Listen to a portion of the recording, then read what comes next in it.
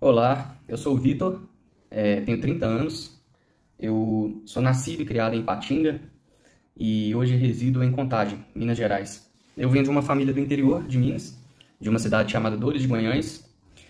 Apesar de ter sido criado em Ipatinga, que é uma cidade mais industrial, eu cresci mais com a referência do campo mesmo, foi a cultura do campo. Toda a minha família é uma família simples do interior e é um estilo de vida que a gente procura seguir, que eu gosto, né? Continuei gostando a minha vida toda.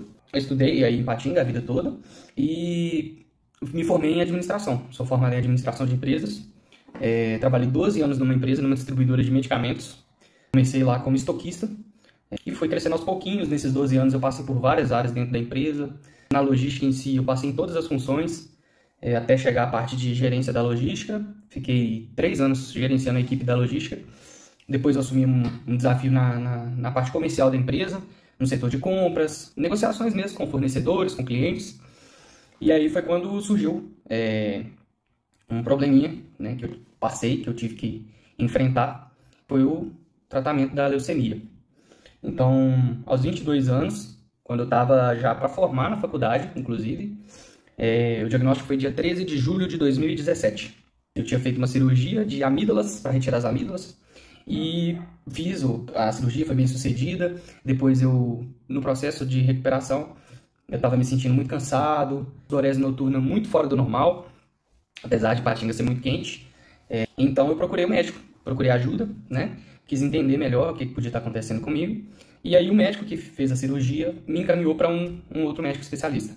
Ele pediu alguns exames, eu fiz os exames, e aí me ligaram, pediram para eu comparecer ao hospital. Até foi no Márcio Cunha, e eles me deram um diagnóstico. Assim, não foi na hora, né, mas eles me pediram para ir até o hospital, que eu precisaria ficar internado, para fazer exames complementares, para ver o que estava acontecendo. E aí, desde o dia que eu internei até o dia que eu recebi a primeira alta, foram 42 dias de internação, sendo 11 desses na UTI. E pouco depois que eu internei, 3 ou 4 dias depois da internação, eu tive o diagnóstico: leucemia mieloide aguda. Foi um baque muito grande, porque 2 meses antes desse meu diagnóstico, a minha mãe havia sido diagnosticada com câncer de mama. E justamente nesse dia que eu fui internado, ela começou o protocolo de quimioterapia dela, também lá no Márcio Cunha.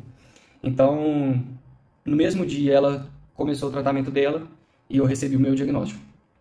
Na verdade, eu internei e daí alguns dias eu recebi o diagnóstico. Bom, o diagnóstico inicial ele é assustador, né? É uma doença com altíssimo índice de óbito. Realmente a estatística ela não me favorecia. Não é uma doença comum em pessoas na idade que eu estava, né, com 22 anos. Ela é muito incidente em crianças e depois em idosos. Mais comum nessas faixas etárias, mas na minha faixa etária ali ela era menos comum. Então foi um baque muito grande.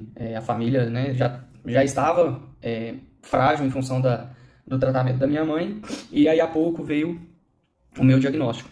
Foi assustador, foi aterrorizante, realmente a gente não sabia como seria, medo real do que estava por vir, uma insegurança, né, uma realidade mesmo, porque eu sempre fui muito independente, minha mãe me criou sozinha e sempre trabalhou fora, então eu desenvolvi a independência muito cedo, de me virar e tudo. E enquanto ali doença e internado, eu precisava ser extremamente cuidado por profissionais, por outras pessoas que eu nem conhecia. Então realmente era uma sensação, um sentimento de impotência. Foi muito desafiador, principalmente naquele momento em que eu esperava ajudar a minha mãe no tratamento dela. E aí, justamente quando eu enfrentava esse outro problema, surgiu esse novo. Então foi assustador, assim, em muitos momentos eu confesso que a gente pensava o pior, né? Por mais positivo e otimista que a gente tem que ser, que a gente queira recuperar, claro que em certos momentos passam momentos de medo, de dúvidas na nossa cabeça. Bom, durante o tratamento eu enfrentei inúmeros desafios, todo dia era um desafio, na verdade. Eu tive infecções, reações a medicamentos, cheguei a ficar internado, ia ficar mais de 5 dias sem conseguir me alimentar, sem conseguir tomar água, só no soro e medicação mesmo. Então, assim, foi muito, muito difícil. Eu perdi 16 quilos durante o tratamento. Eu sempre fui um cara ativo, sempre fiz muitos esportes, sempre me alimentei bem também. E eu acredito que isso tenha me ajudado também durante o tratamento, né? Esse exercício, né? Já ter mais uma disposição. Eu acredito que isso tenha me ajudado, sim. Falar um momento mais desafiador durante o tratamento é difícil, porque foram vários, na verdade. Durante o tratamento, se você não sabe como vai ser o dia de amanhã, na verdade. Então, é um dia de cada vez. A única coisa que você tem é viver aquele momento presente que você está, enfrentar o que está por vir, né? Ter a coragem de saber que o tratamento ele vai ser difícil, vai ser doloroso, mas é a única coisa que você tem. É a única coisa que você pode se apegar naquele momento é confiar na equipe médica, acatar o que eles te direcionam, te mostram que é o caminho melhor para sua recuperação. Você tem que acreditar e enfrentar. O que me deu forças? Muitas coisas. Essa parte eu consigo falar com mais clareza do que o momento mais desafiador. Com toda certeza absoluta, o que mais me deu força foi a minha fé. Eu sempre tive uma fé muito forte, muito grande, em Nossa Senhora de Fátima. Eu sempre fui devoto dela e eu me apeguei a ela. Então eu tinha muita fé na minha recuperação, na intercessão dela. Fé também no tratamento, nas pessoas que estavam comigo, em mim mesmo, de que eu conseguiria enfrentar aquilo e passar por aquele momento. E como eu disse um pouco mais atrás no vídeo, eu tive momentos de fragilidade, mas eu sempre fui muito otimista durante o tratamento. Eu fui muito otimista. E apesar dos medos, apesar das dúvidas, eu confiava muito, muito, muito que eu ia sair curado dessa situação, que eu ia conseguir passar por isso. E muitas coisas ajudaram. A equipe que cuidou de mim foi fantástica. A minha médica, a Silvia, ela me adotou mesmo. Ela brigava internamente no hospital por mim. Ela foi imprescindível em todo o tratamento, em todo o cuidado.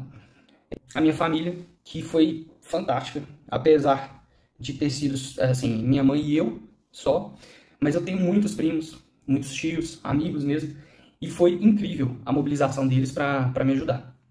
Então, eles faziam uma escala, todo dia tinha alguém comigo, em um momento eu fiquei sozinho. Isso foi muito importante ver que a família estava comigo e com certeza saber que eles também estavam cuidando da minha mãe, enquanto eu não poderia porque eu estava internado durante o meu tratamento. Ela ficava em casa, ela fazia o tratamento e voltava para casa, e eu ficava internado. Então eu me preocupava muito com ela. Primeiro porque o filho dela estava no tratamento, e eu sabia que era difícil para ela, e da minha parte porque eu não podia estar com ela e cuidar dela. Então isso foi muito difícil. Mas saber que a família estava dando esse suporte foi muito importante, me ajudou muito. Me deu uma tranquilidade para poder enfrentar o meu desafio, o meu problema. Então eu acho que foi uma soma de fatores, minha fé, a fé religiosa, mas também a fé no tratamento das pessoas, em mim, a família que deu suporte, os amigos. Eu acho que eu fui muito, muito, muito agraciado nessa parte. Todo mundo me ajudou muito e deu certo. O câncer mudou minha perspectiva de uma forma muito direta. Hoje eu vivo a vida de uma forma intensa, mas com muito mais presença. Eu, como todo jovem, eu queria resolver minha vida rápido. Então eu trabalhava como nunca, estudava como nunca, e talvez nem tanto cuidava da minha saúde como poderia, apesar dos esportes que eu sempre fiz, né? Mas eu poderia cuidar melhor da minha saúde. Hoje eu enxergo isso, hoje eu tenho essa clareza. E, bom, hoje tudo para mim tem um valor sentimental muito grande. Então, um almoço em família é especialíssimo para mim, porque durante um ano praticamente eu me alimentei de comida do hospital. Claro que eu sou grato por isso, mas a comida da minha família, de estar na mesa com a minha família, isso é muito importante. E com toda certeza o que eu mais valorizo hoje é a minha saúde. Então eu priorizo isso, eu me cuido, eu me alimento melhor, eu faço meus exercícios, faço, né, os meus esportes. Então, eu não posso doar sangue. Na verdade, pessoas que tiveram câncer não podem doar sangue. É um protocolo, né? Mas é muito importante a questão da doação de sangue. Eu posso afirmar com 100% de certeza que eu não estaria aqui se não houvesse a doação de sangue. 100% de certeza. Eu não vou saber falar quantas transfusões eu recebi, mas com toda certeza foram mais de 200. Isso aí eu tenho certeza. Já tiveram dias em que eu tive que receber 5, 6 bolsas de sangue no mesmo dia. Então, é muito importante a doação de sangue. E eu acho que é um assunto pouco falado. A gente poderia falar mais sobre isso, incentivar mais as pessoas a doarem, porque realmente salva vidas. Não é papo furado, realmente salva vidas. Eu sou uma prova disso. Eu recebia muita transfusão durante o tratamento. Em função da medicação quimioterápica, as minhas hemoglobinas, né, a contagem sanguínea caía muito. Então, somente recebendo a transfusão, eu tinha condições de me recuperar para continuar o tratamento. Então, foi de suma importância. Bom, então, Depois desse processo, foram 4 meses de tratamento aí no Massacuí, em Ipatinga.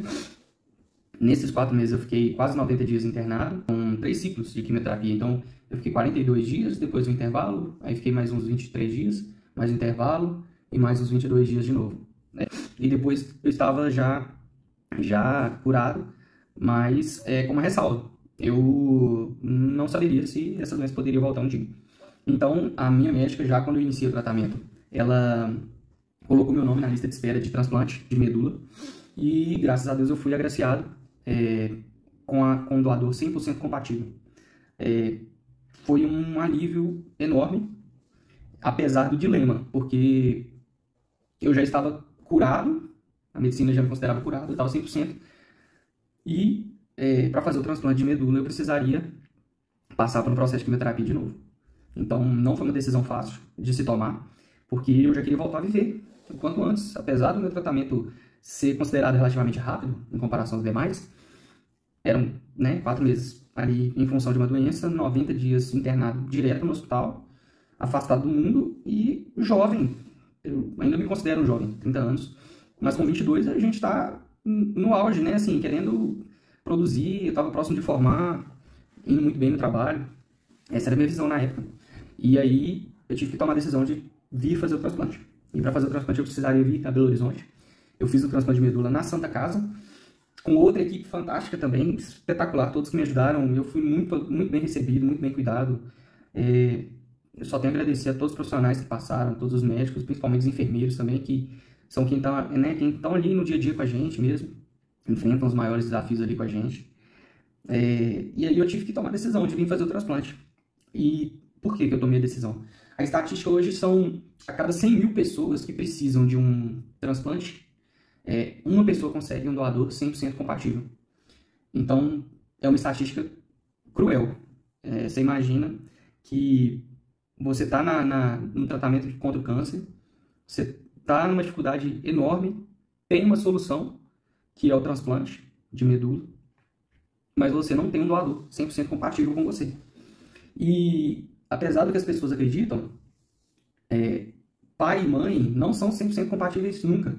O único parente que pode ser 100% compatível é um irmão que seja do mesmo pai e da mesma mãe. E eu não tinha irmãos do mesmo pai e da mesma mãe. Eu tenho um irmão por parte de pai, mas ele não seria 100% compatível. E também, mesmo quando se há o irmão de pai e mãe, existe a possibilidade dele não ser 100% compatível. Os genes têm que ter 10 atribuições que eles consideram na medicina para que seja 100% compatível. E aí eu fui agraciado, não com um, mas com 2 doadores. Um era 9 de 10 que eles me falavam, 90% compatível, e aí depois surgiu esse 100% compatível. Então, assim, por essa estatística ser absurdamente injusta, na minha opinião, eu acho que se mais pessoas se conscientizassem, se mais pessoas doassem a medula, essa estatística cairia muito, né? Então, não é uma informação difundida, é pouco falado sobre isso, a gente não vê incentivo do governo para a doação de medula, e pouquíssimo falar também por iniciativas privadas. E, assim, eu tinha sido agraciado com 2 oportunidades incríveis, então eu precisava tentar, eu não podia fechar os olhos para isso. Então eu resolvi tentar, mesmo sabendo todo o risco que eu ia correr, porque eu ia fazer o processo de quimioterapia de novo, eu ia me debilitar de novo, para depois poder melhorar. Então, não foi uma decisão nada fácil. Eu estava com a minha vida praticamente já devolvida, e aí eu precisei abrir mão de tudo de novo, vir para Belo Horizonte para fazer o transplante de medula. E foi muito difícil, muito difícil. Primeiro que por estar aqui em Belo Horizonte já estava afastado. E o transplante de medula, ele é muito criterioso, assim como os outros provavelmente são também, mas eu sei falar sobre o de medula. A gente precisa ficar num quarto preparado, que até o ar é filtrado, porque a gente não tem defesa no organismo. Essa quimioterapia do transplante é muito pesada, ela praticamente reseta o seu corpo mesmo, como se fosse um computador, quando você formata o computador, e você está sem nada nele. É o corpo, quando você está se preparando para o transplante. Então eu tive que passar por tudo isso de novo. Fiz a quimioterapia, fiz o transplante, passei bem pelo transplante, mas depois vieram as intercorrências. Eu tive muitas intercorrências pós-transplante. Eu tive um choque séptico, que é uma parada dos órgãos de forma generalizada. Foi o início, na verdade, de choque séptico. E aí meu coração estava parando de bater e precisou de uma droga chamada noradrenalina para ele se manter ativo. E com isso eu fui para a UTI de novo e fiquei lá mais 2 dias. E graças a Deus eu me recuperei muito bem. Desse dia em diante as coisas foram melhorando, mas o meu processo de transplante ele durou quase um ano. Foram 9 meses em Belo Horizonte. Eu fiquei internado 2 meses, né, entre o pré e o pós-transplante.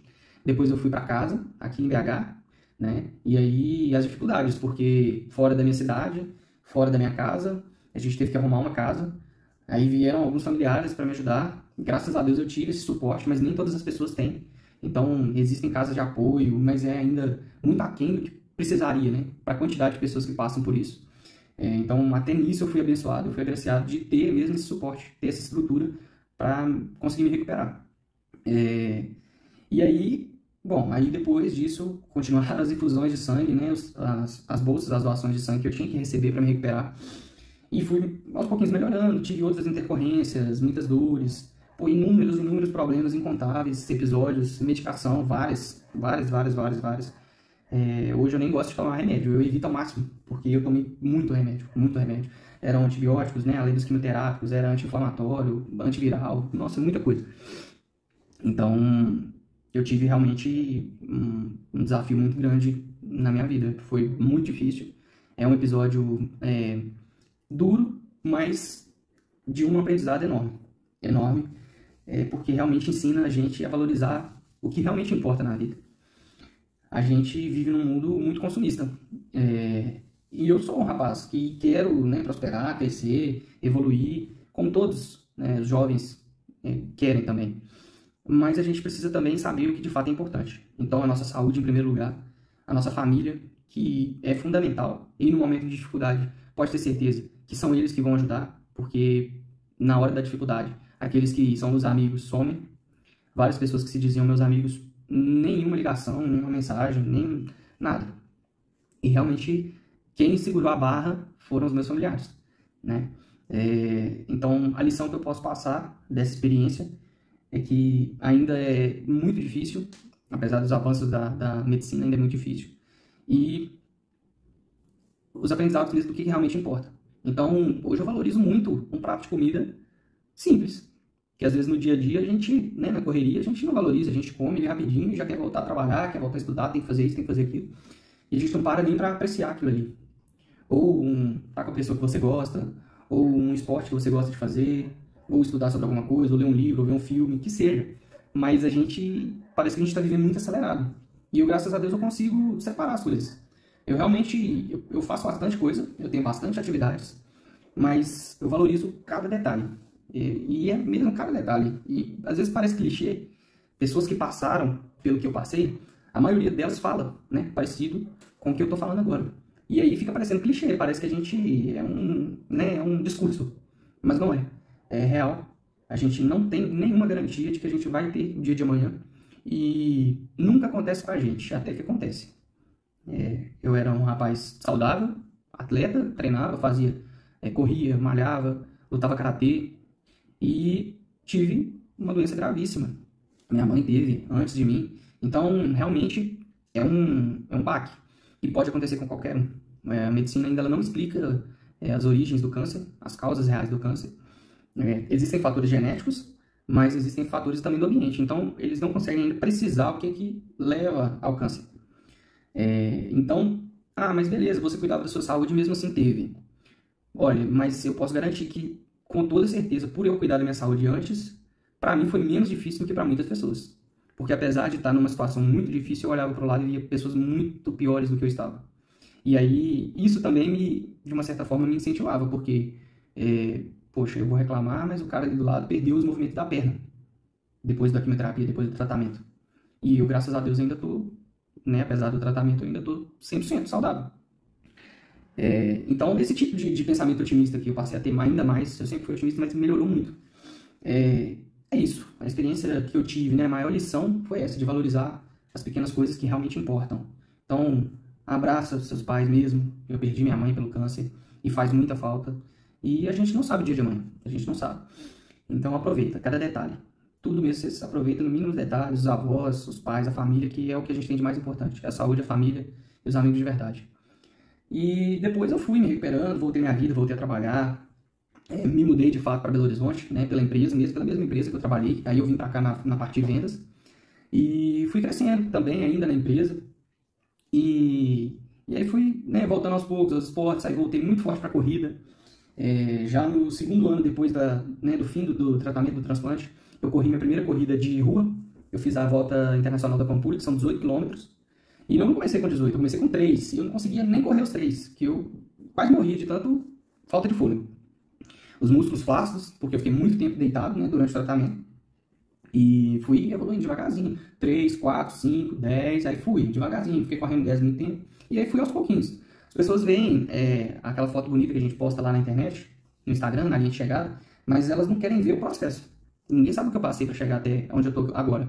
Então é muito importante, é muito legal esse espaço aqui de contar para vocês, porque a gente tem que se desafiar no dia a dia. Então eu me propus a correr essa Volta da Pampulha, fiz, no outro ano eu fiz de novo, e aí no outro ano eu quis fazer a meia maratona. Fiz a meia maratona do Rio, foi muito difícil, mas eu consegui. E aí eu me preparei para, assim, não vai ser o maior desafio da minha vida por causa do transplante, mas com certeza foi um desafio enorme, que foi a maratona. E aí em 2023 eu corri a maratona do Rio de Janeiro, e hoje eu sou maratonista. Corri 42 quilômetros em 4 horas. Foi um baita tempo para mim, que sou um atleta amador, pelo meu histórico. E é incrível poder contar isso e falar que eu pude passar e chegar até aqui. E aí depois eu continuei treinando, e aí fui me interessando por outras coisas. Eu também nadava quando era jovem, e aí quis ir pro triatlon. E agora eu sou um triatleta. Eu fiz uma prova no Espírito Santo, chama Capixaba de Ferro, e estou ainda, né, treinando, porque eu quero continuar subindo um degrauzinho de cada vez, um passinho de cada vez. Hoje eu sou empresário, tenho minhas próprias empresas, e graças a Deus a gente está prosperando, a gente está caminhando. E, bom, a mensagem que eu queria deixar para quem está passando pelo tratamento é justamente essa que eu estou contando agora no final.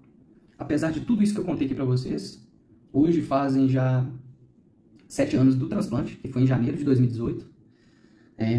Quase 8 anos já do início do tratamento, que foi em julho, né, de 2017. E eu estou super bem, todos os anos, né, com frequência eu faço meus exames de acompanhamento, vou ao médico, né, os meus médicos lá da Santa Casa, que me acompanham, continuam me acompanhando. E graças a Deus eu posso falar que hoje eu estou melhor do que estava antes do meu tratamento. Graças, com certeza absoluta, ao tratamento que eu tive. Então, a mensagem que eu queria deixar para quem está passando por isso agora é que realmente é possível. E a gente tem que ter um olhar otimista sobre isso. Eu realmente me agarrei ao que os médicos me falavam, o que eu precisaria fazer para chegar até aqui. Eu acreditei mesmo neles, fiz a minha parte, alimentava sem querer alimentar, enfrentava todas as medicações sem reclamar, segui o protocolo certinho, tudo que eles me passavam eu seguia. E graças a Deus eu cheguei até aqui. Hoje eu sou casado, a gente, né, constituiu a nossa empresa, eu sou um triatleta, já sou maratonista. Pode não ser muita coisa para muitas pessoas, mas para mim é incrível. E independente do sonho que essa pessoa tenha, né, que esteja enfrentando esse problema, acredita que é possível recuperar. Antes de mais nada, é o que mais vale, é a sua fé. É a fé no seu ser superior, no meu caso é Deus, Maria, que esteve comigo o tempo todo, mas cada um tem sua crença e eu respeito isso. Independente de religião, se apegue a isso e acredite em você mesmo, né, nas pessoas, nos profissionais que estão ali, que vai dar tudo certo. Se você acreditar e fizer, vale a pena, vai dar certo. E, bom, sobre doação de sangue eu falei um pouco antes, mas eu queria reforçar que é muito importante. A gente precisava conscientizar mais as pessoas sobre isso. Eu realmente estou aqui por causa da doação de sangue. Eu tenho convicção sobre isso. Durante o meu tratamento, as pessoas fizeram uma corrente de doação. Meus amigos da escola, do trabalho, da faculdade, depois. Muitas pessoas se mobilizaram de longe, familiares, familiares, né? Amigos de amigos, colegas, conhecidos, gente que me falou depois, me encontrou depois em algum momento e falou: nossa, eu doei sangue para você, que bom te ver bem. É incrível, é fantástico, é uma oportunidade única que vocês estão dando para alguém poder ter uma vida digna e passar por esse momento tão desafiador que é uma doença, um câncer principalmente. E é isso, eu acho que a gente poderia falar, precisa falar mais sobre isso.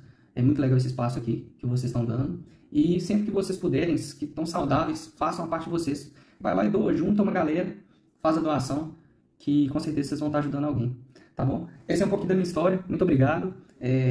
Se vocês precisarem de mim, eu estou à disposição. Meu contato eu vou deixar com vocês. E, bom, tomara que vocês consigam cada vez mais fomentar sobre isso e falar mais sobre essa doação de sangue para a gente atingir mais pessoas, tá bom?